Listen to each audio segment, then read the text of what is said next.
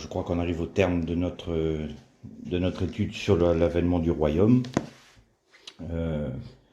Les 3 dernières fois, oui, ces 3 méditations sur le royaume qu'on a eues, on a vu que le processus de la mise en place d'un système anti-Dieu basé sur la Babel originelle, venant par la séduction.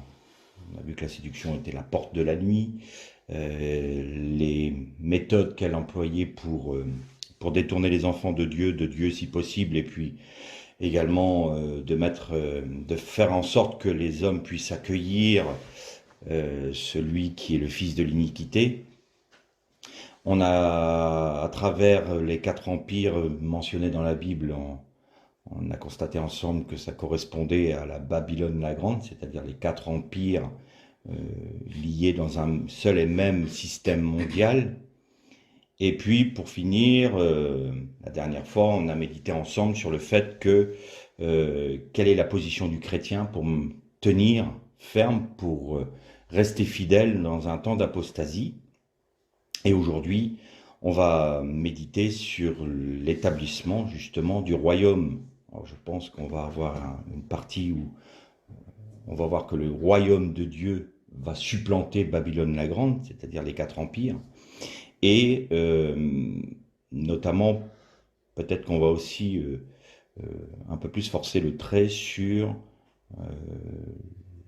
ceux qui attendent ce règne, ceux qui attendent ce royaume, et ceux qui ne l'attendent pas non plus, à travers notamment les paraboles des 10 vierges, les paraboles des mauvais serviteurs, des bons serviteurs et du mauvais serviteur, et également par la séparation des brebis et des boucs.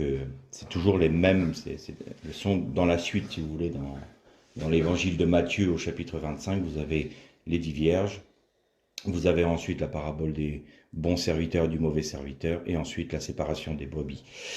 Pour commencer, pour introduire notre méditation, j'aimerais qu'on lise deux textes. Un premier dans le premier épître de Paul aux Thessaloniciens, au chapitre 4, et on va lire à partir du verset 13. Donc 1 Thessaloniciens, chapitre 4, verset 13.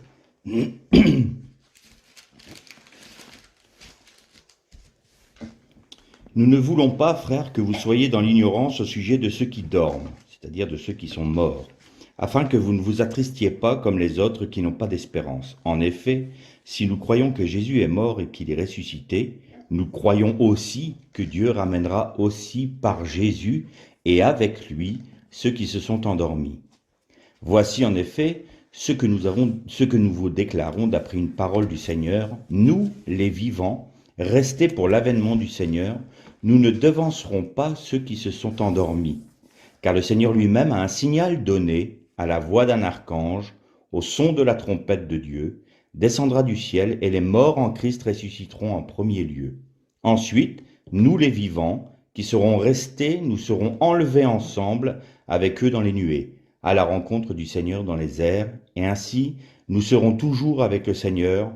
Consolez-vous donc les uns les autres par ces paroles. Et on va lire un deuxième texte dans le livre de l'Apocalypse, au chapitre 22.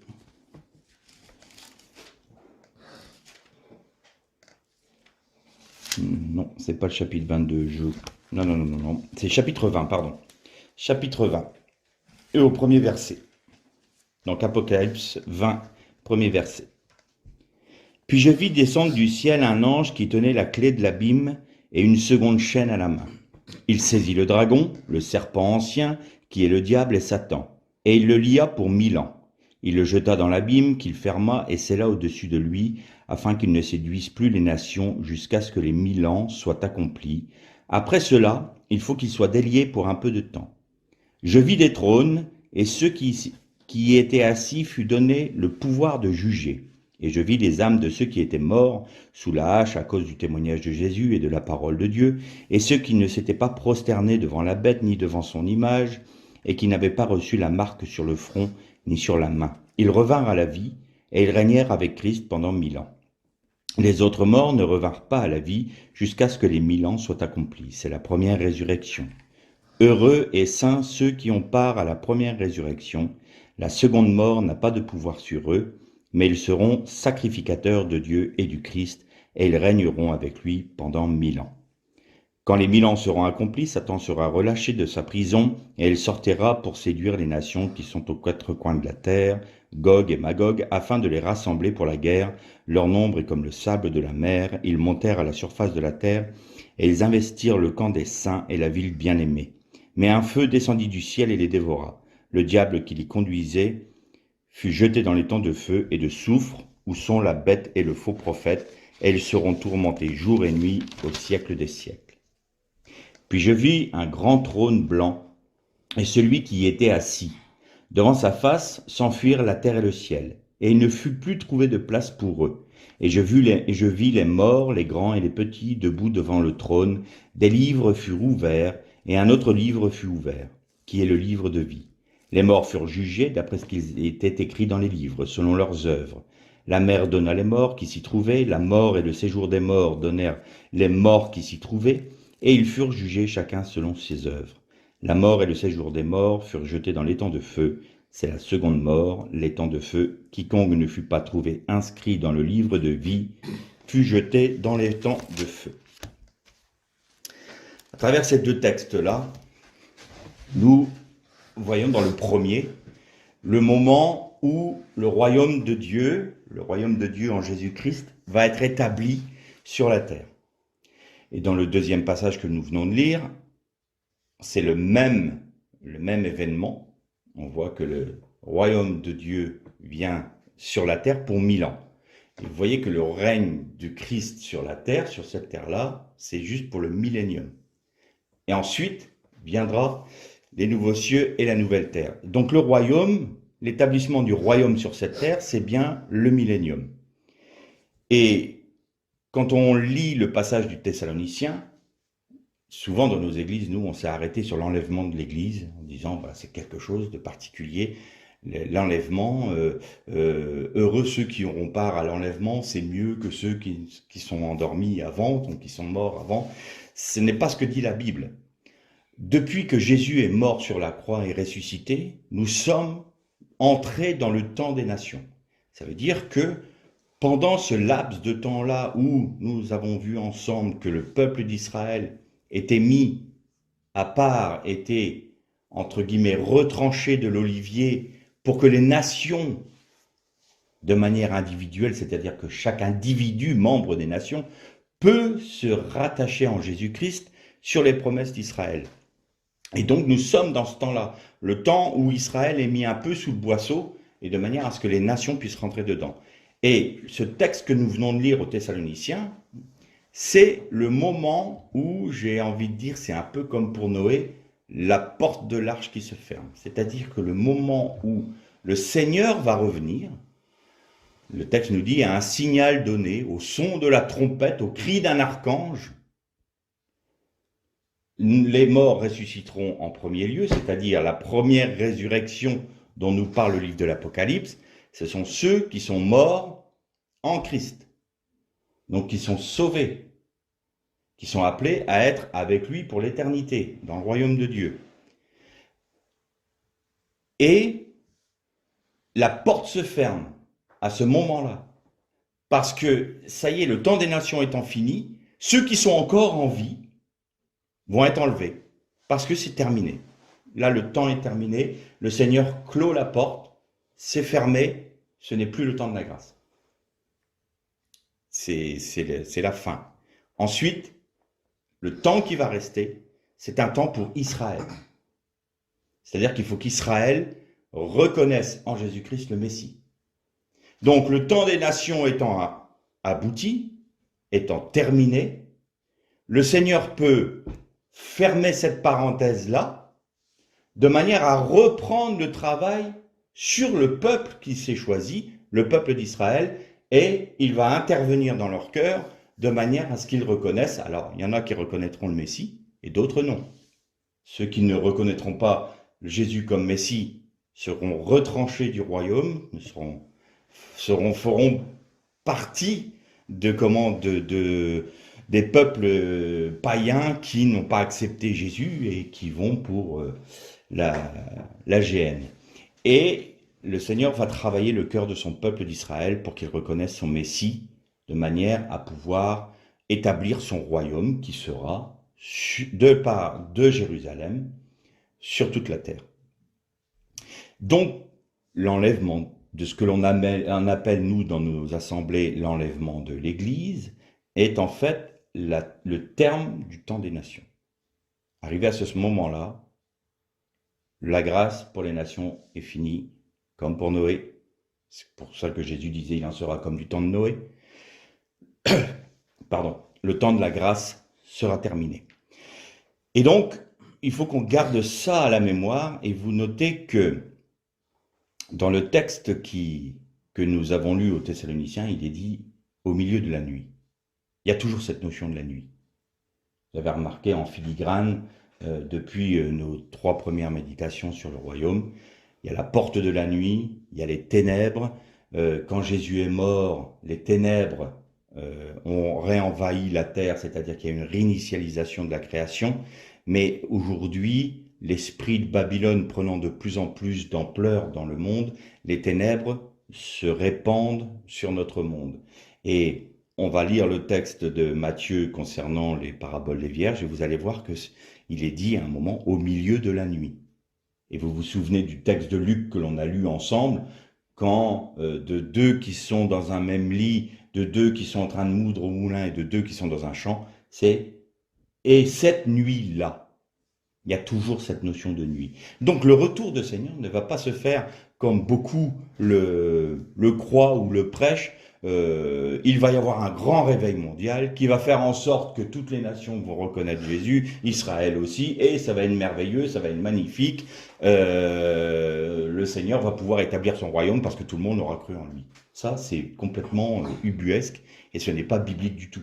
La Bible nous dit non, au milieu des ténèbres, sans que personne ne s'en rende compte, sans que même, est-ce qu'il y aura encore quelqu'un qui l'attendra? Parce que moi, j'ai plus envie de poser cette question à mes frères et sœurs en Jésus-Christ, est-ce qu'on attend toujours le Christ? Est-ce qu'on attend la venue du Seigneur? Beaucoup ne l'attendent plus. Beaucoup sont installés ici sur la terre et n'attendent plus le retour du Seigneur. Et donc on peut très bien se poser la question, plutôt que d'avoir un grand réveil, est-ce que il y aura encore la foi, effectivement, la foi dans le retour du Seigneur? On est tellement installés dans nos systèmes religieux, tellement installés dans nos doctrines, dans nos œuvres, dans nos actions pour le Seigneur, entre guillemets, que le retour du Seigneur n'est que quelque chose de facultatif. Et puis, je vous dis, il y en a même certains, c'est qu'ils ne se pressent pas trop, parce que moi, j'ai envie de faire ma vie avant d'être repris par Dieu. Donc, ils veulent bien que le Seigneur revienne, mais à la limite, si ça pouvait être à 90, 95, allez, aujourd'hui, on peut vivre plus de 100 ans, allez, 110 ans, Seigneur, et à 110 ans, tu reviens, comme ça, je ne connaîtrai pas la mort. Ça, c'est du petit calcul à l'emporte-pièce, et ça n'a pas de sens. Parce qu'on ne l'attend plus, on n'attend plus le Seigneur. Et donc, on va ouvrir à nouveau notre Bible dans l'évangile de Matthieu, et on va se pencher donc sur ces fameuses paraboles dites du royaume. Et on va commencer par la première, donc au chapitre 25 de l'évangile de Matthieu. Alors pourquoi on l'appelle les paraboles du royaume? Parce que Jésus disait toujours, alors le royaume sera semblable à, ou le royaume se présentera comme, il met toujours en exergue le royaume. Et donc au premier verset du chapitre 25, nous commençons à lire la parabole des 10 vierges. Alors le royaume des cieux sera semblable à 10 vierges qui prirent leurs lampes pour aller à la rencontre de l'époux. 5 d'entre elles étaient folles et les 5 sages. Les folles, en prenant leurs lampes, ne prirent pas d'huile avec elles, mais les sages prirent avec leurs lampes de l'huile dans des vases. Comme l'époux tardait, toutes s'assoupirent et s'endormirent. Au milieu de la nuit, il y eut un cri. « Voici l'époux, sortez à sa rencontre !» Alors toutes ces vierges se levèrent et préparèrent leurs lampes. Les folles dirent aux sages, « Donnez-nous de votre huile, car nos lampes s'éteignent. » Les sages répondirent, « Non. » Il n'y en aurait pas assez pour nous et pour vous. Allez plutôt chez ceux qui en vendent, et achetez-en pour vous. Pendant qu'elles allaient en acheter, l'époux arriva. Celles qui étaient prêtes entrèrent avec lui au festin des noces, et la porte fut fermée. Plus tard, les autres vierges arrivèrent aussi et dirent Seigneur, ô Seigneur, ouvre-nous. Mais il répondit, en vérité, je vous le dis, je ne vous connais pas. Veillez donc, puisque vous ne savez ni le jour ni l'heure. Et je voudrais qu'on lise encore toute, toute la fin de ces paraboles-là, parce qu'il faut qu'on ait une vue d'ensemble. Donc on continue avec la parabole des talents. Il en sera comme d'un homme qui, en partant pour un voyage, appela ses serviteurs et leur confia ses biens. Il donna 5 talents à l'un, 2 à l'autre, et un troisième et un au troisième, à chacun selon sa capacité. Il partit en voyage, aussitôt, celui qui avait reçu 5 talents s'en alla, les fit valoir et en gagna 5 autres. De même, celui qui avait reçu les 2 talents en gagna 2 autres. Celui qui n'en avait pas reçu, qui en avait reçu qu'un, alla faire un trou dans la terre et cacha l'argent de son maître. Longtemps après, le maître de ses serviteurs revint et leur fit rendre compte. Celui qui avait reçu 5 talents s'approcha, apportant 5 autres talents, et dit, Seigneur, tu m'avais confié 5 talents, voici 5 autres que j'ai gagnés. Son maître lui dit, bien, bon et fidèle serviteur, tu as été fidèle en peu de choses, je t'établirai sur beaucoup. Entre dans la joie de ton maître. Celui qui avait reçu les 2 talents s'approcha aussi et dit, Seigneur, tu m'avais confié 2 talents, et voici 2 autres que j'ai gagnés. Son maître lui dit, bien, bon et fidèle serviteur, tu as été fidèle en peu de choses, je t'établirai sur beaucoup. Entre dans la joie de ton maître. Celui qui n'avait reçu qu'un talent s'approcha ensuite et dit, Seigneur, je savais que tu étais un homme dur, qui moissonne où tu n'as pas semé et qui récolte où tu n'as pas répandu. J'ai eu peur et je suis allé cacher ton talent dans la terre. Voici, prends ce qui est à toi. Son maître lui répondit, serviteur mauvais et paresseux, tu savais que je moissonne où je n'ai pas semé, ou que je récolte où que je n'ai pas répandu. Il te fallait donc placer mon argent chez les banquiers, et à mon retour j'aurais retiré ce qui est à moi avec un intérêt. Ôtez-lui donc le talent et donnez-le à celui qui a les 10. Car on donnera à celui qui a, et il sera dans l'abondance, mais celui qui n'a pas, on ôtera même ce qu'il a. Et le serviteur inutile, jetez-le dans les ténèbres du dehors, et où il y aura des pleurs et des grincements de dents. Nous poursuivons sur la 3e parabole. Lorsque le Fils de l'homme viendra dans sa gloire avec tous ses anges, il s'assiera sur son trône de gloire. Toutes les nations seront assemblées devant lui. Il séparera les uns d'avec les autres comme le berger sépare les brebis d'avec les boucs. Et il mettra les brebis à sa droite et les boucs à sa gauche. Alors le roi dira à ceux qui seront à sa droite, venez, vous qui êtes bénis de mon Père, recevez en héritage le royaume qui vous a été préparé dès la fondation du monde. Car j'ai eu faim et vous m'avez donné à manger, j'ai eu soif et vous m'avez donné à boire. J'étais étranger, vous m'avez recueilli, nu et vous m'avez revêtu. J'étais malade et vous m'avez visité, j'étais en prison et vous êtes venu vers moi. Alors les justes lui répondront, Seigneur, quand avons-nous vu avoir faim et t'avons-nous donné à manger, ou avoir soif et t'avons-nous donné à boire? Quand avons-nous vu étranger et t'avons-nous recueilli, ou nu et t'avons-nous vêtu? Quand avons-nous vu malade ou en prison et sommes-nous allés vers toi? Et le roi répondit, en vérité, je vous le dis, dans la mesure où vous avez fait cela à l'un de ces petits de mes frères, c'est à moi que vous l'avez fait. Ensuite, il dira à ceux qui sont à sa gauche, retirez-vous de moi, maudits, allez dans le feu éternel préparé pour le diable et pour ses anges, car j'ai eu faim et vous ne m'avez pas donné à manger. J'ai eu soif et vous ne m'avez pas donné à boire. J'étais étranger, vous ne m'avez pas recueilli, nu et vous ne m'avez pas vêtu, malade et en prison et vous ne m'avez pas visité. Alors ils répondront, eux aussi, Seigneur, quand avons-nous vu avoir faim et soif, étranger ou nu ou malade, ou en prison, et ne t'avons-nous pas rendu service? Alors il leur répondit, en vérité, je vous le dis, dans la mesure où vous n'avez pas fait cela à l'un de ces plus petits, c'est à moi que vous ne l'avez pas fait, et ceux-ci iront au châtiment éternel, mais les justes à la vie éternelle.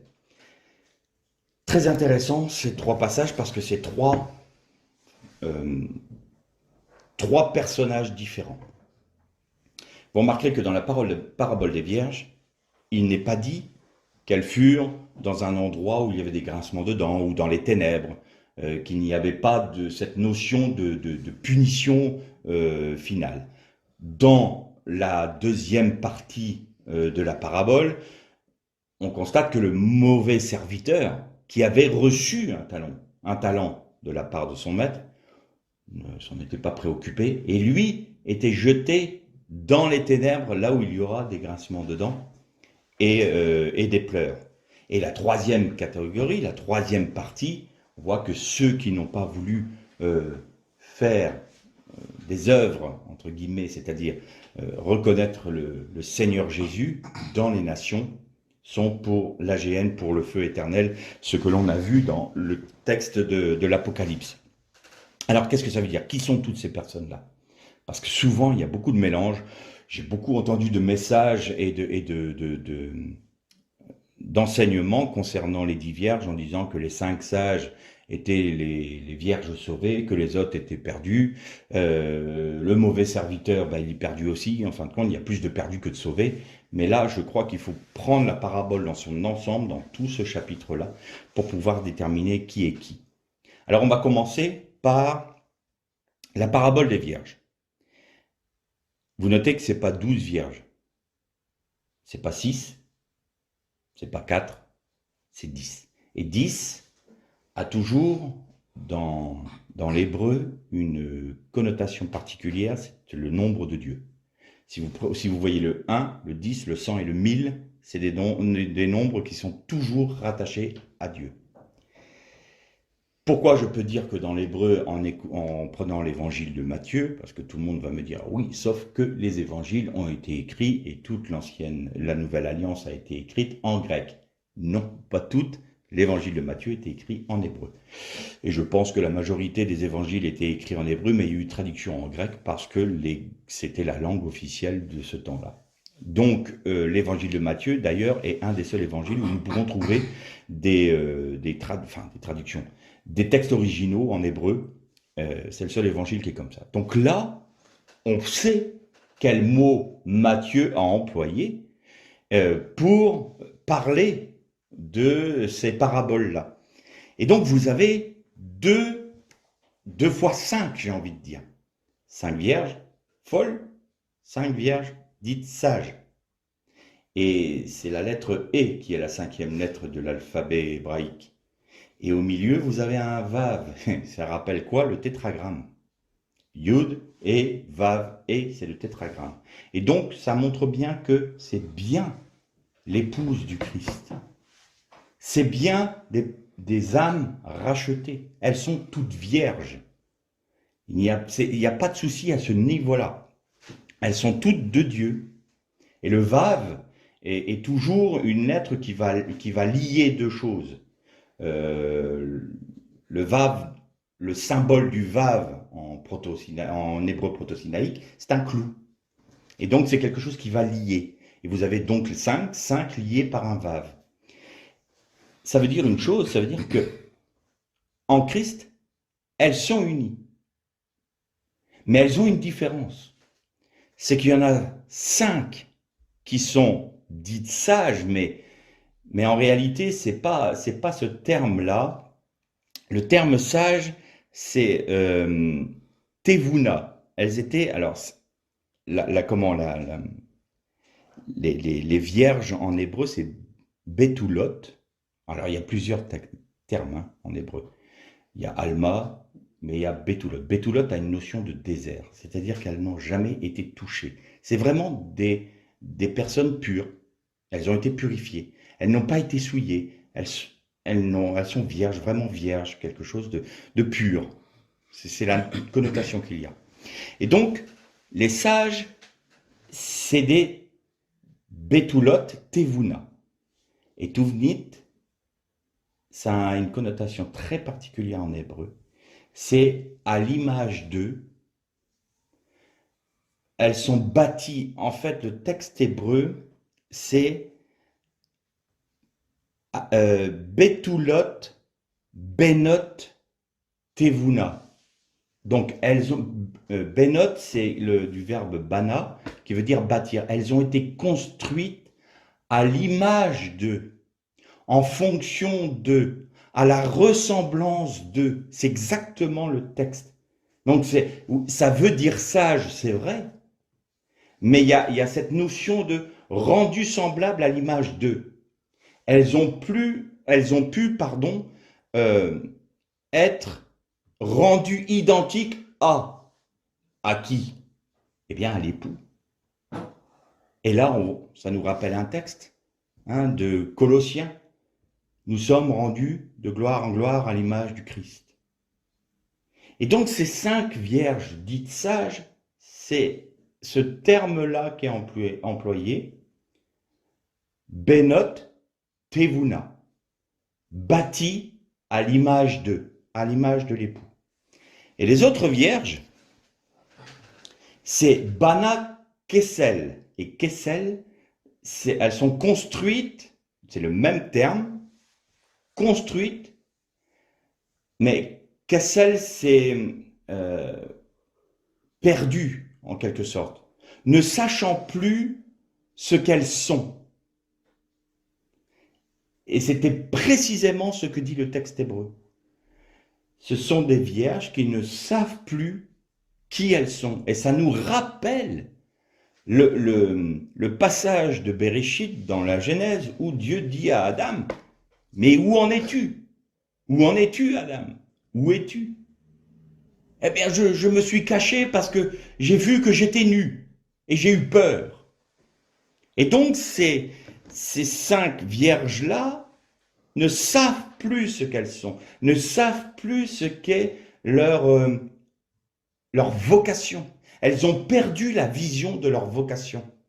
Autant les 5 premières ont tout à fait compris et ont accepté la discipline, on va paraphraser, la discipline du Seigneur dans leur vie de manière à être rendues semblables à lui, autant les autres ont été plus attachés à s'occuper des choses plus du monde, du terrestre, et ne se sont pas attachés à ressembler à l'agneau. Et donc, elles ont perdu la notion de ce à quoi elles étaient appelées. Et c'est la raison pour laquelle le Seigneur a pu dire aux premières, venez, elles sont rentrées dans le festin des noces, et les autres sont arrivées en retard, parce qu'elles ont remarqué qu'il leur manquait quelque chose. Nous sommes nus. Nous n'avons plus de lumière. D'ailleurs, parallèle avec l'Adam, Adam avait perdu cette lumière qui lui était propre, cette lumière de la gloire de Dieu. Il l'a perdue en péchant. Donc il a dit, je suis nu. J'ai perdu quelque chose, j'ai eu peur. Et vous comprenez que au milieu de la nuit, nous dit ce texte-là, c'est bien au milieu de la nuit, c'est-à-dire que quand les ténèbres seront au plus profondes sur la terre, c'est là que le Seigneur va revenir, à un moment où personne ne s'y attend. Personne ne s'y attend. Et donc quand le chauffard, quand la trompette va sonner, pour les 5 premières, ça va être un cri d'alarme de joie, un cri de joie. L'époux revient, l'époux revient. Donc pour tous ceux qui attendent le Seigneur, c'est une gloire, une délivrance, une joie, un bonheur immense. Nous avons accepté de te suivre partout où tu vas. Nous avons accepté d'être transformés à ton image, de perdre notre vie pour que toi, tu puisses vivre à travers nous. Et c'est une joie de pouvoir dire, enfin, ça y est, ton royaume vient. Béni soit le Seigneur, il revient. Mais pour les autres, c'est un cri d'alarme, panique à bord. Comment ça, il revient déjà? Mais on ne l'attendait plus. On ne l'attendait plus. Et donc c'est ça les 5 vierges. Et je m'attarde un peu plus sur cet aspect-là en prenant un autre exemple. Vous vous souvenez qu'on a dit que que Jésus a dit que du temps, au moment où le Seigneur va revenir, où il va revenir, ce sera comme du temps de Noé et du temps de Sodome. Donc on en a parlé pour Noé, vous remarquez qu'il a été délivré du déluge, mais que ce qui typifiait le temps de Noé, c'était la violence sur toute la terre, et puis la dissolution sexuelle qui était faite, c'est-à-dire que toute chair avait perverti sa voie. Et du temps de Sodome, il y a quand même quelque chose de particulier. On va prendre l'exemple de Lot et d'Abraham. Lot avait fait une démarche tout à fait intéressante quand il avait suivi Abraham. Abraham est venu dur en Chaldée, donc Chaldée, c'est Babylone. Et donc, il faut savoir que Abraham était contemporain à Nimrod. On revient à Babel. Donc, tout est lié, La grande Babylone, Babel, l'origine, vous avez vu comme quoi nous pouvons être appelés par Dieu, conduits par Dieu, même dans ces temps-là. Et donc, Abraham a été appelé par Dieu à sortir du pays dans lequel il était, c'est-à-dire de sortir de ce système mondial, sortir de Babylone. Il y a un écho, sortez du milieu d'elle, mon peuple, pour aller dans le pays que je te montrerai. Et là, le Seigneur ne lui a donné aucune autre précision, simplement, va. Tu verras, je te conduirai au fur et à mesure. Et c'est souvent comme ça qu'agit le Seigneur. Nous, on aime bien que le Seigneur nous fasse des plans bien définis. Voilà, ta vie, ça va être ça, ça, ça, c'est planifié, il va se passer ça, il va se passer telle chose, ça va être comme ci, ça va être comme ça, et tu vas à tel but. Le Seigneur n'agit pas comme ça. Le Seigneur nous dit, pas. Quitte l'endroit où tu es. Ne reste pas dans tes positions du monde ou dans tes certitudes qui sont issues de la pensée de l'homme. Sors, va. On va où, Seigneur? T'occupe pas, je te conduirai. Va.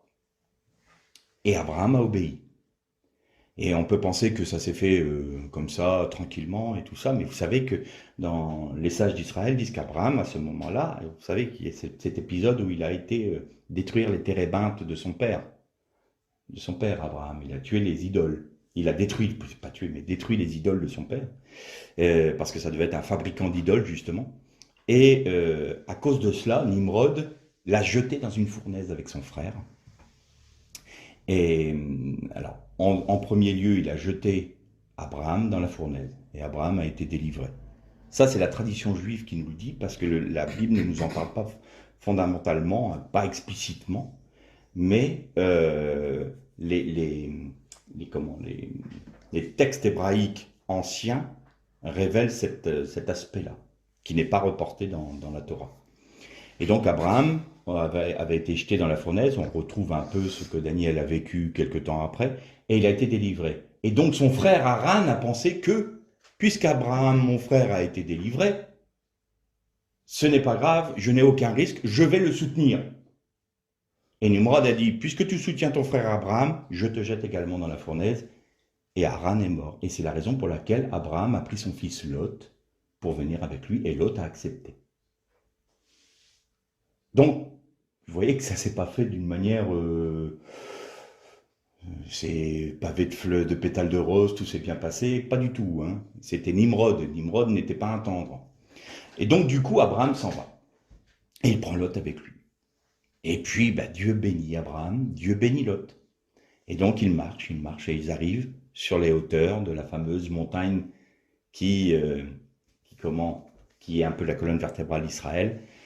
Et puis, ils arrivent là, mais il y a une telle quantité de troupeaux pour les deux que, vous savez, c'est pas un pays verdoyant, hein, c'est pas l'Irlande. Hein. C'est quand on dit qu'un pré, je te mène vers les cours d'eau et les prairies verdoyantes. Le verdoyant en Israël, c'est quelques touffes par-ci par-là. Ça n'a pas du tout la même notion que nous, les paysages alpestres. Vous voyez un torrent et puis plein de verdure. C'est pas comme ça en Israël. Et donc, ils avaient tellement de troupeaux que ça commençait à devenir compliqué. Et donc, les bergers d'Abraham et de Lot ont commencé à se quereller et à se disputer. Et donc, Abraham a eu la sagesse de dire, il n'a pas cherché à se mettre en avant. Il a dit à son neveu, écoute, tu choisis le chemin où tu veux aller. Si tu vas à droite, moi j'irai à gauche. Si tu vas à gauche, moi j'irai à droite. Mais ne nous querellons pas, car nous sommes frères. Alors ce petit passage-là peut paraître bizarre, mais en fait, les sages d'Israël disent que Lot ressemblait tellement à Abraham, physiquement, qu'on aurait pu les prendre pour deux frères. Et donc Abraham, non, on est de la même famille, on est du même sang, on ne va pas se quereller, choisis. Et le texte biblique nous dit que Lot leva les yeux, et lever les yeux dans la Bible, c'est toujours quelque chose de positif. Je lève les yeux vers les montagnes d'où me viendra le secours. Je lève les yeux vers l'Éternel pour le glorifier, pour l'adorer. Je lève les yeux vers le plus beau des pays. Il y a toujours cette notion-là. Mais il leva les yeux, non pas vers Dieu. Il n'a pas levé les yeux vers Dieu. Il a levé les yeux vers le Jourdain et il vit la vallée du Jourdain irriguée. Elle faisait penser au pays d'Égypte et le texte nous dit c'était comme le jardin de l'Éternel, c'est-à-dire c'était comme le Gan Éden, comme le jardin d'Éden. Et Lot dit je vais me diriger vers Sodome. Il savait très bien ce qui se passait à Sodome. Il savait très bien. Mais je vais planter mes tentes vers Sodome. Et Lot, le texte nous dit, et Lot choisit pour lui de se diriger vers la vallée verdoyante. Donc il n'a pas demandé du tout le conseil au Seigneur, il n'a pas cherché à savoir si ça allait poser un préjudice à son oncle Abraham ou quoi que ce soit. Il a vu ce qu'il avait envie, ce qu'il convoitait, et je me dirige vers là-bas. Abraham s'est retiré, et il a été vers Moria. Et nous retrouvons quelque temps plus tard Abraham au chêne de Mamré, qui est là dans la présence du Seigneur, et il prie. Et Dieu vient et lui dit, Abraham, je vais détruire Sodome et Gomorrhe. Abraham se dit, mais moi, mon neveu est là-bas. Alors il commence à prier. Vous connaissez tous cette prière. S'il y a 100 justes, est-ce que tu détruiras Sodome? Et l'Éternel dit, s'il y a 100 justes, je ne détruirai pas Sodome. Pardonne-moi ma hardiesse, mais s'il y a que 50 justes, est-ce que tu vas détruire Sodome? S'il y a 50 justes, je ne détruirai pas Sodome. Et là, Abraham comprend que plus il descend, plus l'Éternel lui dit, je ne détruirai pas à cause de ces justes-là, mais on n'en est pas là, parce que si Dieu a dit, je vais détruire Sodome, c'est qu'il n'y en a pas 50, il n'y en a pas 20, il n'y en a pas 10. Et là, Abraham n'a plus osé demander plus, quoi. Et il aurait dû dire, mais s'il n'y en a qu'un. Et Abraham dit, j'arrête là, je ne peux pas aller plus loin, parce que je ne veux pas, user de la patience de mon Dieu. Et il s'est arrêté à 10, il n'y avait pas 10 justes dans Sodome. Mais il y en avait un. Notre frère Jean-Marc Taubois dit qu'il n'était pas en bon état, mais il était là. Il était là, pas en bon état du tout. Et de planter ses tentes vers Sodome, nous le retrouvons quand les anges de l'Éternel viennent pour le délivrer. Où? Dans ses tentes à la périphérie, dans la banlieue de Sodome? Non, aux portes de la ville. Il est devenu notable de Sodome. Comment ça? Eh oui, la séduction, vous vous rappelez? Vous savez ce que c'est? Oh, après tout, on peut. Puis ses filles, il avait 4 filles. 2 de ses filles étaient mariées avec des notables de la ville. Voilà, Sodome et Gomorrhe, on s'installe. Mais par contre, moi, quand je vois le péché, oh là là. Mais il était sincère, il était vrai. Il tourmentait, la Bible nous dit, il tourmentait son âme à cause du péché qu'il voyait, qu'il rencontrait. Donc si la Bible nous dit ça, c'est que c'était pas une façon de parler ou une attitude de dire cacher, vous savez, je sais plus, c'était une pièce de théâtre ou je sais plus, cacher ce sein que je ne saurais voir, et puis on écarte bien les doigts pour bien regarder le fameux péché, si vous voulez. C'est pas du tout ça. Il tourmentait réellement son âme à cause du péché qu'il voyait dans Sodome. Mais il y était installé. Il y était installé. Et donc Lot typifie vraiment ces vierges folles, ces vierges qui ne savent plus où elles en sont. Il était juste. Mais alors, c'est compliqué.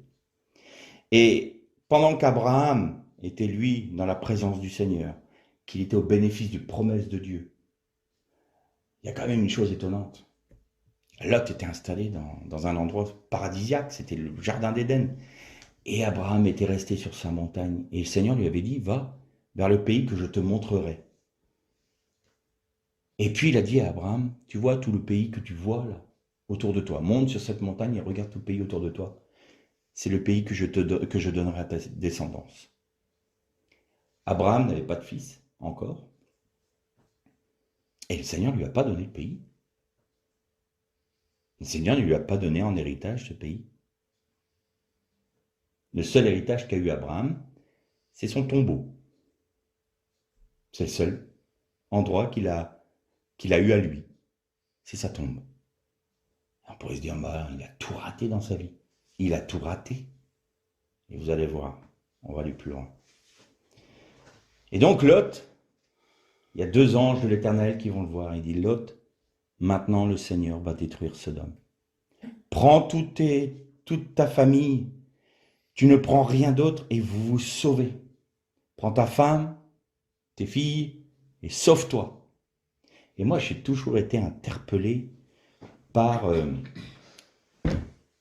cette notion où Lot, bien que juste, il comprend pas. Il comprend pas la gravité de la situation. Ah oui, je vais venir. Je vais pas tarder, ouais. Bon, je vais en parler à mes gendres. Alors, il parle aux gens. Vous savez, moi j'ai 2 anges qui sont venus, on va détruire Sodome. On a vu ça ensemble, hein. Ouais, il parut à ses yeux plaisanter, à leurs yeux plaisanter. Oh, Lot, tu recommences avec tes vieilles histoires religieuses. Tu nous agaces avec ça. Allez, allez, c'est bon. Nous, on a des affaires à traiter. Passe ton chemin. Puis ben, les gens sont restés dans Sodome avec leurs femmes, hein, les filles de Lot. Et puis Lot, il dit à ces deux autres filles et à sa femme, bon, on y va. Et les anges disent, hâte-toi, dépêche-toi. Oui, oui, oui, oui, je vais me hâter, je vais me hâter. Et nous, en Bretagne, on dit, il bouine. Il n'arrête pas de remettre. Ah ben oui, je vais pas tarder. Je sens que je vais tarder, pas tarder à vouloir y aller. Ça ne va pas, quoi. Et là, les anges le prennent par la main et lui disent, maintenant, viens, prends tes filles, ta femme, cours. Car, et c'est là que c'est très intéressant, car nous ne pouvons rien faire tant que tu n'es pas sur les hauteurs des montagnes. Nous ne pouvons rien faire. Ça veut dire que ce juste mal en point, cette vierge folle, était en bénédiction et elle empêchait le jugement sur Sodome. Tant que Lot restait dans Sodome, le jugement de Dieu ne pouvait pas tomber sur Sodome. C'est surprenant. Pourtant, c'était pas, entre guillemets, un héros de la foi. On pourrait se dire, mais attends, c'est Lot, quoi. Il l'a choisi, il l'a voulu, bah qu'il assume, c'est ce qu'on dirait aujourd'hui. Oh bah les chrétiens ne veulent pas suivre le Seigneur, ils sont pas entiers pour lui, bah qu'ils assument. C'est un esprit juste, ça. C'est quelque chose qui est bien, ça. Lot empêchait le jugement sur Sodome. Et Lot, pour montrer à quel point il était mal en point, les anges lui disent, monte sur les montagnes, va dans les lieux plus arides. Et là, oh, panique, non, non, non, je veux pas. Là, il y a une toute petite ville. Ah, regardez comme elle est toute petite, petite. C'est pas Sodome, hein, c'est pas Paris, c'est pas Lyon, c'est pas Marseille. C'est un tout petit bled, un tout petit coin. Moi, je peux pas aller là. Je vais mourir si je vais à la montagne parce que moi, je suis tellement habitué à mon confort. Moi, il me faut ma douche, il me faut ma douche italienne avec les jacuzzis et compagnie. Il me faut une maison. Vous comprenez? Mais tu me demandes d'aller dans la nature comme ça, là, dans les montagnes. Ah non, ah non. Et les anges disent, bon, allez. Va jusqu'à Tsoar. Va dans la petite ville là-bas. Vas-y, hâte-toi, car nous ne pouvons pas agir tant que tu n'es pas parti. Je vous ai dit, la femme de Lot n'a pas pu. On peut la juger, souvent on la juge durement, mais elle a laissé deux filles derrière elle. Elle a peut-être laissé des petits-enfants derrière elle. Mais elle a été trop attachée à sa vie. C'était trop dans l'émotion. Elle n'a pas vu non plus, elle, le danger. Et elle s'est tournée parce que sûrement qu'elle pensait à ça. Puis elle s'est dit, pourquoi je n'irais pas partager le jugement avec eux? Et ils l'ont fait. C'est ce qui s'est passé. Elle est morte dans le jugement de Dieu. Et les deux filles de Lot aussi. Et donc nous voyons Lot dans le soir. Et là, le jugement de Dieu tombe. Et ce qui est intéressant, c'est que juste avant que les anges n'aillent chercher Lot, il y a juste ce texte qui dit « Et l'Éternel se souvint d'Abraham et alla chercher Lot à Sodome. » Et l'Éternel se souvint d'Abraham. Abraham, la véritable bénédiction pour Lot, c'était Abraham.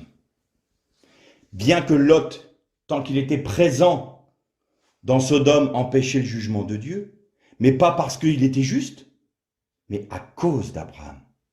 Parce qu'Abraham était là, dans la pensée de Dieu, dans le chemin de Dieu, dans la justice de Dieu, dans la foi en Dieu, alors la bénédiction d'Abraham est demeurée sur Lot, et comme la bénédiction d'Abraham demeurait sur Lot, Lot empêchait le jugement de venir sur Sodome. C'est pas par ses propres œuvres, sa propre justice, pas parce qu'il tourmentait son âme, mais c'était à cause d'Abraham, qui lui avait accepté de perdre sa vie. Je vous rappelle qu'Abraham n'a eu aucun héritage direct. Son héritage était ailleurs, était autre chose. Et Lot arrive dans Tsoar, et là, le soufre et le feu du ciel qui tombent sur les deux villes, c'est la destruction totale, c'est devenu la mer morte d'ailleurs. Et quand il a vu ça, panique, là il a couru dans la montagne, dans les cavernes. Et il s'est dit, oui, courageux mais pas téméraire, Lot. Hein. Et il voulait son confort, mais là, quand il voit ce que ça peut donner, il part. Et il y a quand même quelque chose qui est assez terrible. C'est que les deux filles qui étaient avec lui, bah, elles ont baigné dans l'ambiance de Sodome.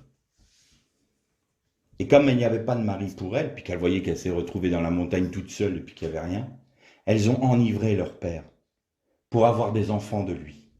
Et ça a donné les Ammonites, les Moabites et les Ammonites. Mais les Ammonites ont été très souvent des ennemis d'Israël, bien que de la même famille. Et à tel point qu'à un moment, c'est venu d'eux le fait que, pour Balaam, le conseil est venu des Ammonites en disant, si tu fais pécher le peuple d'Israël, la bénédiction de Dieu va se retirer d'eux. Et à ce moment-là, tu pourras les vaincre.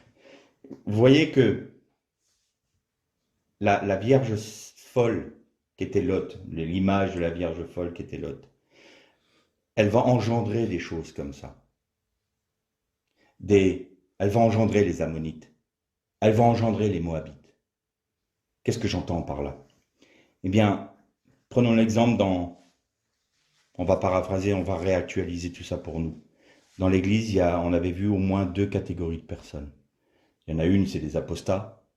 Là, on n'en parle pas tout de suite, c'est dans la suite du texte. Mais il y a 2 catégories de personnes. Il y a celles qui acceptent de vivre en Christ, de perdre leur vie, de se charger de leur croix. On ne cesse d'en parler, et je ne cesserai pas d'en parler parce que c'est la Bible. Et c'est le chemin. C'est le seul, il n'y en a pas d'autre. Donc on peut tourner en rond tant qu'on veut. Le centre, c'est la croix. Donc se charger de la croix. Et ces personnes-là, ces frères et sœurs-là, en Christ, qu'ils soient judéo-chrétiens, je précise bien, ou issus des nations, sont les Abraham.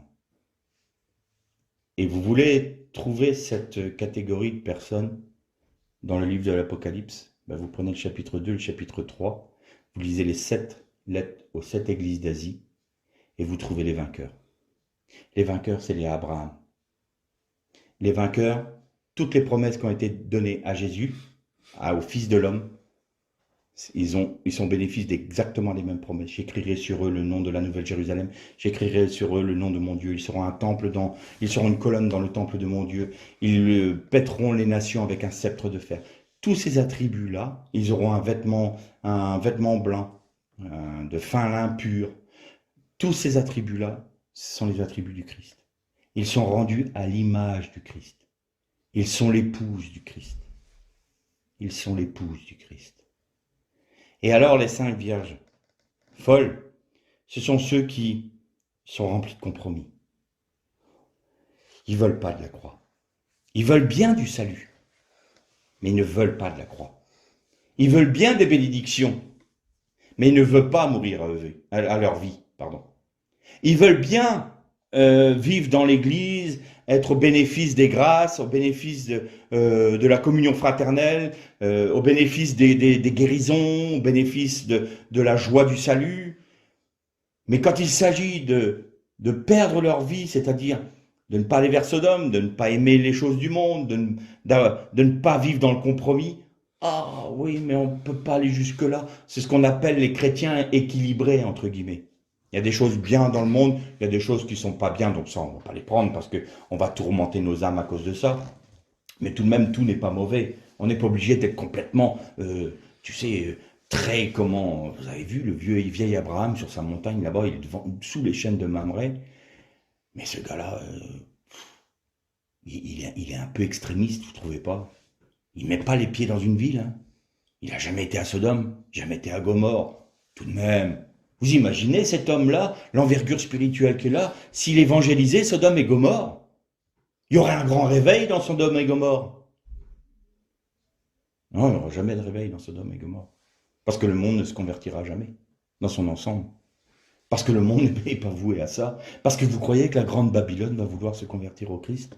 Elle est tout en train de faire, elle monte tout un système justement pour lutter contre Christ, pour lutter contre Dieu. Cette fameuse statue avec l'épée brandissante contre le ciel.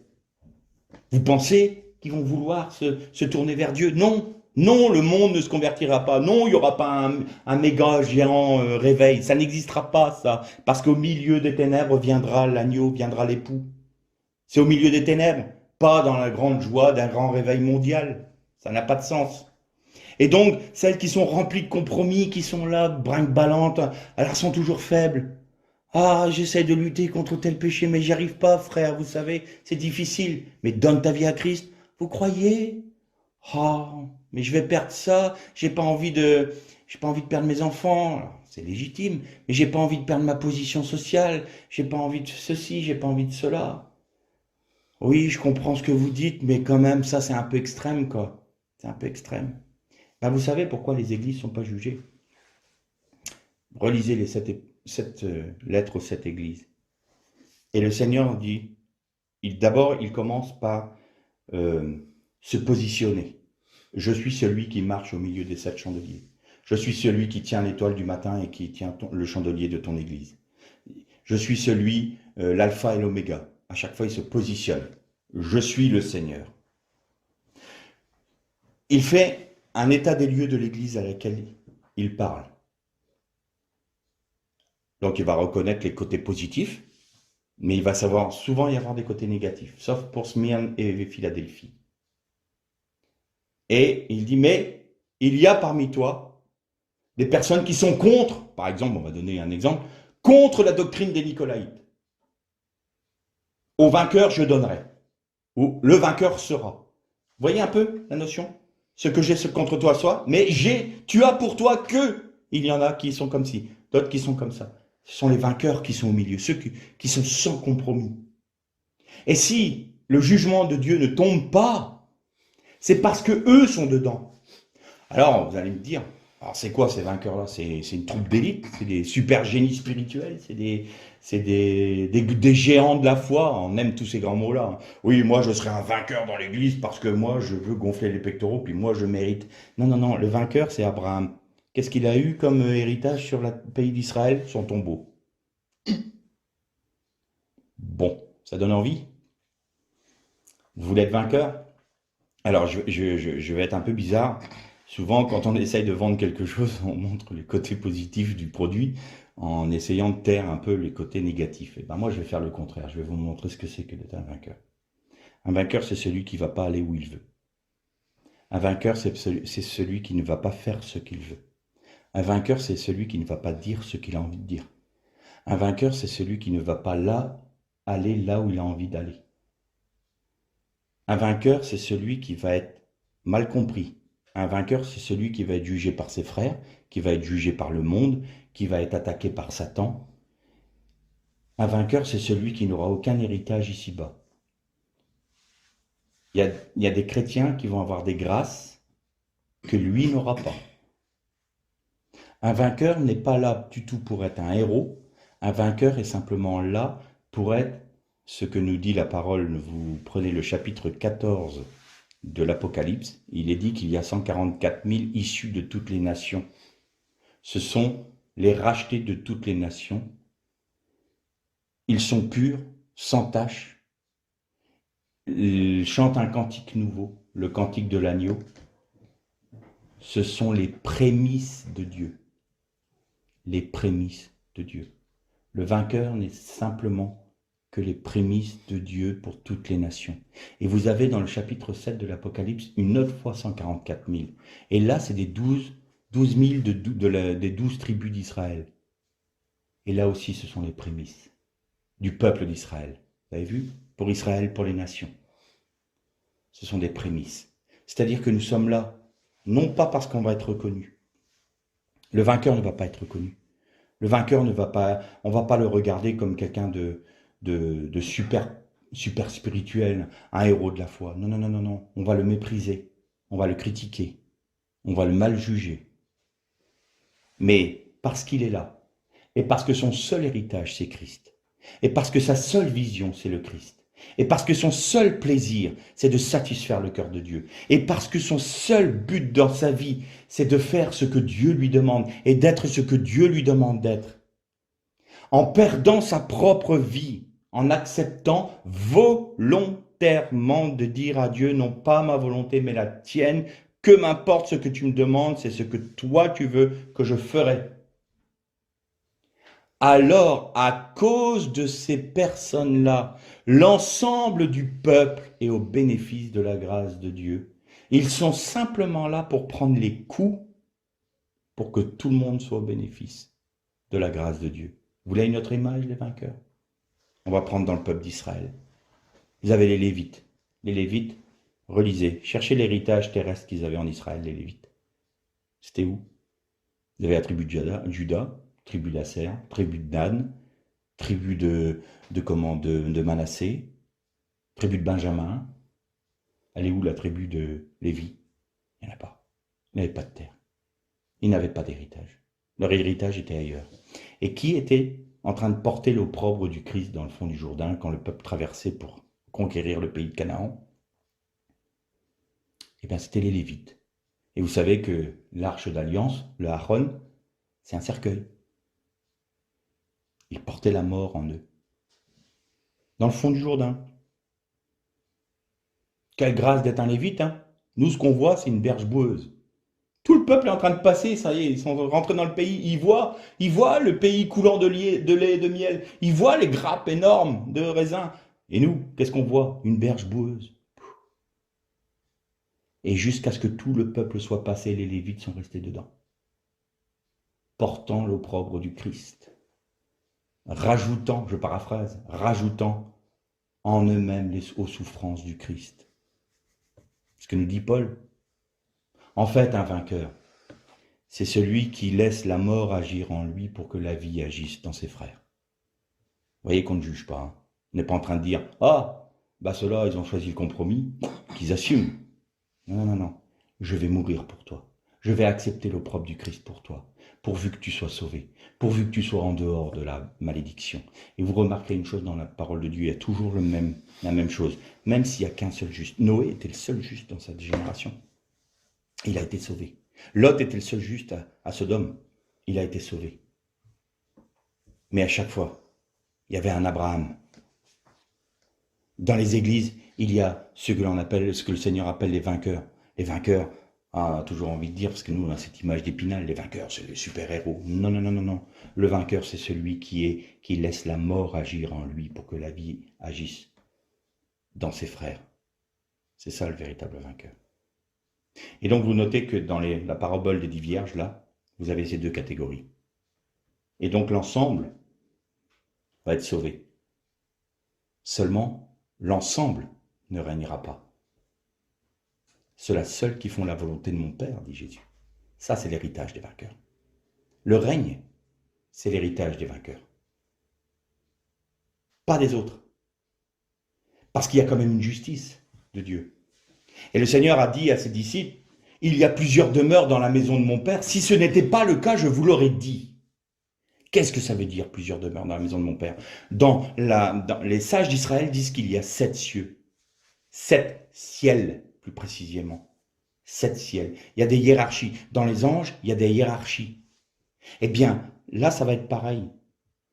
Vous vous souvenez de ce texte, je ne sais plus dans quel épître c'est, où Paul dit que les œuvres de chacun seront jugées. Ceux qui auront bâti avec des pierres précieuses se passera à travers le feu et leurs œuvres perdurera. Et ceux qui auront construit sur le fondement, c'est les chrétiens, hein, c'est aux Corinthiens, je crois. Première épître aux Corinthiens, de mémoire. Il est dit que sur le fondement, ils ont posé le fondement, donc ils sont sur le fondement de Christ. Il n'y a pas de souci. Ils sont sauvés, ils sont en Christ, ils sont membres de l'Église, on peut dire. Mais ils vont bâtir avec du foin, avec du bois, avec du chaume. Ils vont être là, voilà, plein de compromis, pas des choses précieuses pour Dieu. Et le feu va passer et toute leur œuvre va être consumée. Et la Bible nous dit, Paul nous dit dans son épître, pour eux, ils seront sauvés, mais comme à travers du feu. C'est-à-dire que rien de leur œuvre ne va perdurer. Et vous savez que la Nouvelle Jérusalem, je suis convaincu d'une chose, la Nouvelle Jérusalem est en cours de construction actuellement, avec les œuvres des enfants de Dieu. Toutes les pierres précieuses c'est une image parce qu'il faut qu'on retranspose dans nos limites à nous, mais toutes les œuvres qui sont faites en Jésus-Christ, toutes les œuvres que ces personnes, et même un chrétien qui n'est pas entièrement pour Dieu peut faire des bonnes choses. À partir du moment où il fait quelque chose en Christ, ça arrive aussi. Ça ne veut pas dire qu'ils sont tous que des chrétiens qui ne veulent pas suivre le Seigneur. Et je dis qu'il y a des moments, ils le font. Et même avec plaisir. Seigneur leur demande de faire quelque chose, ils le font. Mais ce n'est pas tout le temps. C'est pas permanent. Il y a du compromis, il y a du mélange. Le vainqueur, c'est celui qui, en tout temps, en tout point, permanence, non, c'est pas ma volonté. Je te propose de faire ça. Je vais demander au Seigneur. Ouah, tu vas quand même pas demander au Seigneur pour demander si tu dois aller vivre dans telle ville quand même. On est en France. Non. Si le Seigneur ne me dit pas que je dois y aller, je n'irai pas. C'est le Seigneur qui commande ma vie. Oh, encore tomber sur un Abraham. Oh, alors, ça devient pénible, hein. Mais c'est comme ça qu'on vit.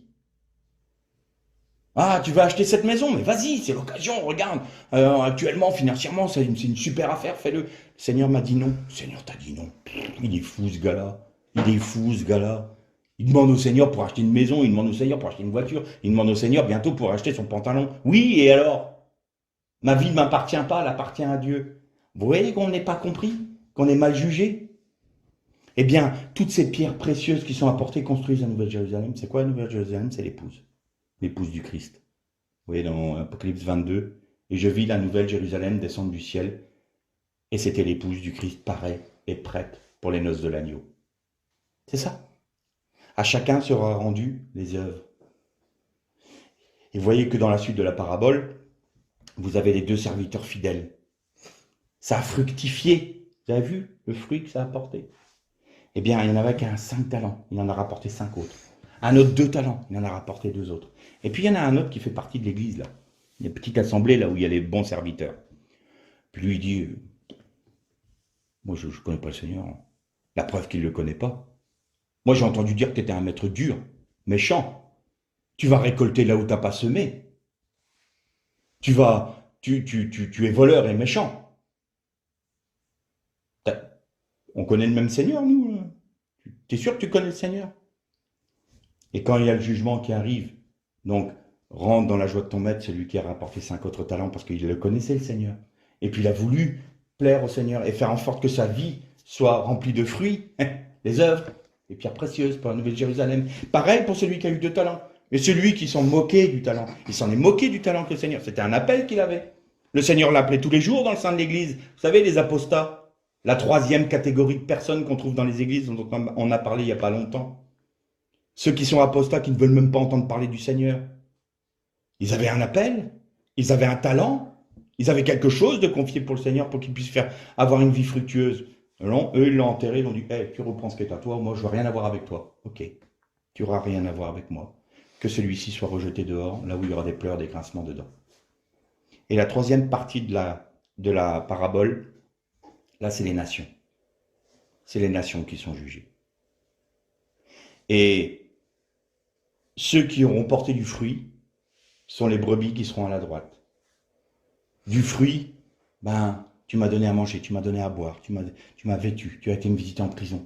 Mais j'ai jamais fait ça, mon Seigneur. Si, quand tu m'as laissé vivre en toi. Eh bien, regarde, tu as fait ça, tu as fait ça.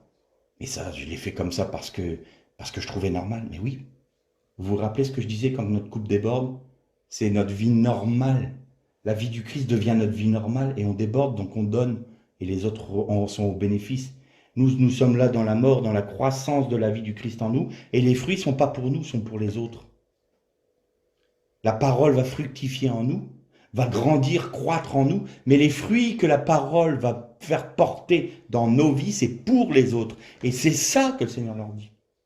Tu as accepté que la parole grandisse en toi. Tu as accepté que la vie du Christ se manifeste en toi pour porter du fruit. Et les fruits ont été au bénéfice de tous mes petits. Tous mes frères qui étaient là. Et inversement, au bout, aller dans la GN, aller dans... Et puis là, c'est clairement dit à la fin. Je remets mes lunettes, pardonnez-moi. Alors il leur répondra, en vérité, je vous le dis, dans la mesure où vous n'avez pas fait cela à l'un de ces petits, c'est à moi que vous n'avez pas fait, et ceux-ci iront au châtiment éternel réservé au diable. Et ça, c'est les nations qui n'ont pas accepté Jésus, qui n'ont eu aucun intérêt pour l'évangile, aucun intérêt pour la mort du Seigneur, aucun intérêt pour Dieu et pour dire, mais Seigneur, je veux te reconnaître, je veux te connaître, et le Seigneur lui aurait présenté le sacrifice de Jésus pour qu'il soit sauvé et qu'il puisse porter du fruit. Et non, le monde aujourd'hui n'en veut pas, donc ils vont dans la géhenne. Vous voyez le règne, le royaume de Dieu pendant ces 1000 ans. Et là, dans la version que j'ai, il n'y a pas cette mention-là, Mais dans une autre traduction, j'ai vu que pour les bons et fidèles serviteurs là qu'on voit, il est dit à celui qui avait 5 talents et qui avait fait fructifier, tu auras autorité sur tant de villes. Et l'autre, tu auras autorité sur tant de villes. Vous voyez qu'ils vont régner avec Christ pendant les 1000 ans, là. C'est ça le royaume de Dieu sur terre, les 1000 ans. Et pendant 1000 ans, ces vainqueurs-là, issus du judaïsme et issus des nations, vont régner avec Christ. Pendant 1000 ans. Et ensuite, là c'est une autre étude, vous avez Satan qui va être libéré, parce qu'il faut savoir que pendant ces 1000 ans-là, tous les armes seront fondues pour faire des hoyos, hein, pour cultiver la terre. Le lion sera avec l'agneau, le loup avec la brebis, le lion mangera de l'herbe, du pâturage, du fourrage, il y aura de la paix, la joie, les hommes vivront vieux, beaucoup, comme au début, comme au commencement, quelque chose, parce que ça sera le règne du Christ. Et pourquoi il y aura ce règne de 1000 ans sur la terre? Eh bien, pour que toutes les générations de cette terre-là, avant les nouveaux cieux et la nouvelle terre, puissent reconnaître que le Seigneur a laissé à l'homme la possibilité de monter tous les royaumes qu'il voulait. Dans sa rébellion, aller dans la rébellion au paroxysme de sa rébellion. Et en contraste, il met le royaume du Seigneur Jésus, de l'agneau. Et vous verrez la différence. Et nous verrons la différence entre des royaumes qui apportaient la misère, la guerre, les meurtres, le sang innocent, l'idolâtrie, la méchanceté, la dureté, les plaisirs iniques, et le royaume du Christ qui apportera la paix, la sérénité, la vie, et la vie en abondance, où les animaux seront réunis sans se faire la guerre, sans se dévorer, et tout sera paix et bonheur. Alors on va se dire, mais pourquoi le Seigneur va permettre qu'à la fin, il y ait encore Satan qui soit délié? Eh bien, toujours la même raison. Toujours pour la même raison. C'est une question de justice. Parce que autant aujourd'hui, le péché est majoritaire dans le monde, et c'est dur d'être fidèle. Il faut s'appuyer sur le Seigneur. Il faut se faire violence à notre volonté. C'est ça aussi ce qui typifie le vainqueur dans les églises. C'est que sa volonté, il la mate. Il dit non, non, non, non, non, non, non, non. C'est volontairement que je décide de suivre le Seigneur. Oh, non. Tu te tais, mon âme, tais-toi. Tu obéis à la parole de Dieu. Tu obéis à ton Seigneur. Je te laisse pas le choix. Ça, c'est se faire violence. Ben, autant pendant le millénium, pendant le règne de 1000 ans, ça va être l'inverse. Ça va être très facile d'être juste. Le péché sera tellement minoritaire. Il restera des bribes, mais minoritaires. Mais il faut que ces personnes-là aient accès à la même grâce. Donc Satan va se déchaîner pour un temps, de manière à faire en sorte de séduire les nations. Et vous voyez que ça va fonctionner, puisque c'est là où il va y avoir la guerre de Gog et Magog, c'est-à-dire qu'il va rassembler les nations pour faire la guerre à la ville sainte. Mais là, il n'y a même pas de bataille. Là, c'est par Armageddon, il n'y a même pas de bataille. Le feu du ciel descend, et c'est fini. Affaire classée. Le Seigneur, maintenant, ça y est, j'ai été juste sur tous les points. J'ai laissé mon ennemi aller au plus haut de sa capacité contre moi, et maintenant je juge. Et tout le monde reconnaît que celui qui est Dieu, c'est Dieu. Et donc là, Satan est jeté avec le faux prophète. Vous avez vu, c'est dans un deuxième temps, ils ne sont pas jetés en même temps.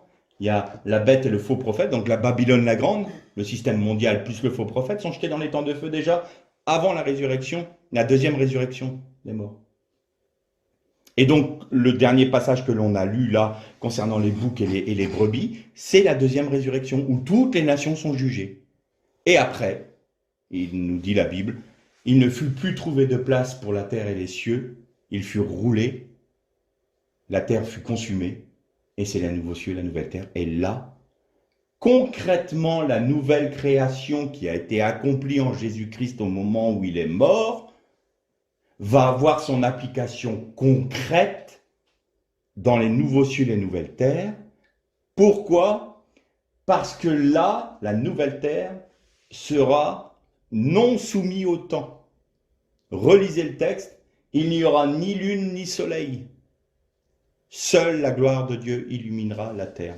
Ça veut dire que ça y est, La dimension dans laquelle nous sommes enfermés, le temps, nos sens, c'est fini. Nous serons sans commencement et sans fin. L'éternité, c'est pas un commencement qui se finit jamais. L'éternité, c'est pas de commencement, pas de fin. Et on va réaliser que nous, les personnes qui sont là, le Seigneur nous connaissait dès avant même que tu sois dans le sein de ta mère. Je connaissais toutes tes voies, dit le Seigneur, parce que nous sommes déjà là-haut. Nous avons été amenés ici. Mais il y a une dimension qui nous échappe complètement parce que nous, on a toujours cette dimension de temporalité, toujours cette dimension de nos cinq sens, on est un peu perdu.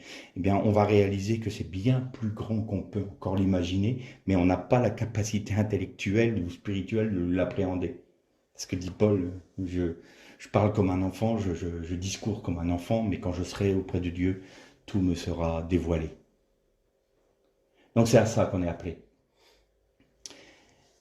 L'appel de Dieu pour chaque enfant de Dieu, c'est pas de faire du petit calcul de comptoir de kermesse, de dire qu'est-ce que je peux garder pour ma vie et puis qu'est-ce que je peux donner au Seigneur.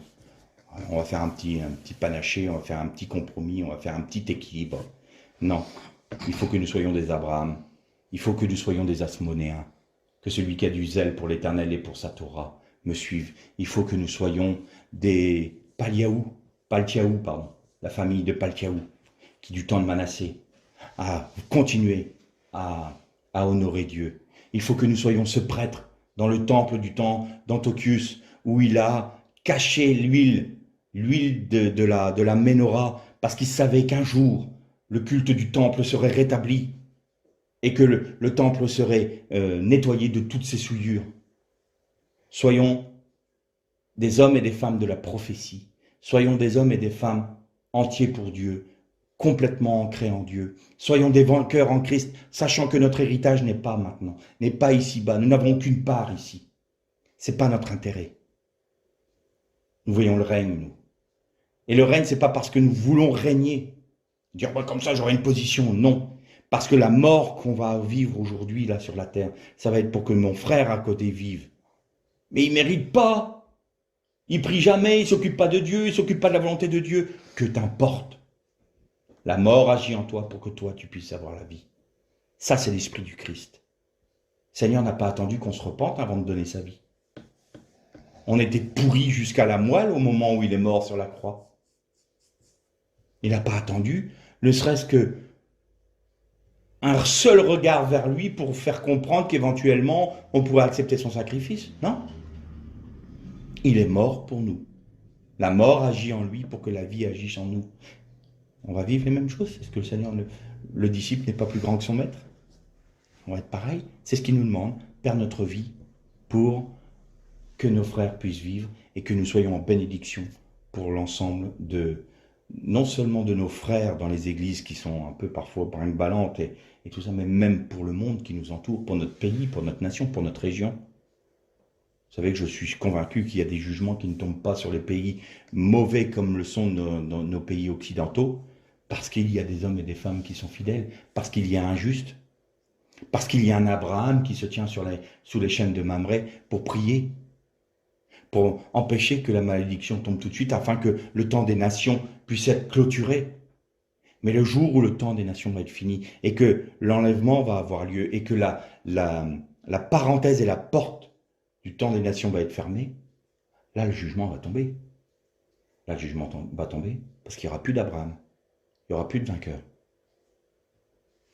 il n'y aura plus d'Asmonéens, il n'y aura plus de Paltiaou. Ils seront tous recueillis dans le sein de Dieu. Et là, le jugement va tomber. Et je voudrais terminer toute cette série de méditation sur le royaume en lisant un dernier passage dans la première épître aux Thessaloniciens. Et on va lire au chapitre 5.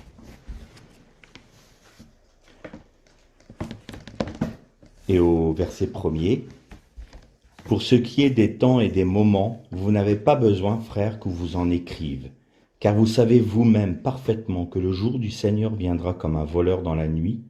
Quand les hommes diront paix et sécurité, c'est alors que soudainement la ruine fondra sur eux, comme les douleurs sur la femme enceinte. Et ils n'échapperont point. Mais vous, frères, vous n'êtes pas dans les ténèbres, pour que ce jour vous surprenne comme un voleur. Vous êtes tous fils de la lumière et fils du jour. Nous ne sommes pas de la nuit, ni des ténèbres. Ne dormons donc pas comme les autres, mais veillons et soyons sobres. Ceux qui dorment, dorment la nuit, et ceux qui s'enivrent, s'enivrent la nuit.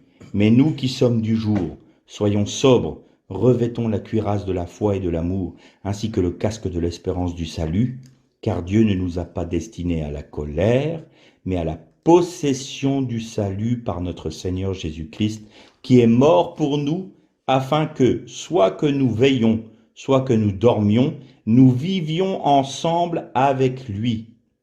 Ainsi donc, exhortez-vous mutuellement et édifiez-vous les uns comme l'un l'autre, comme vous le faites déjà.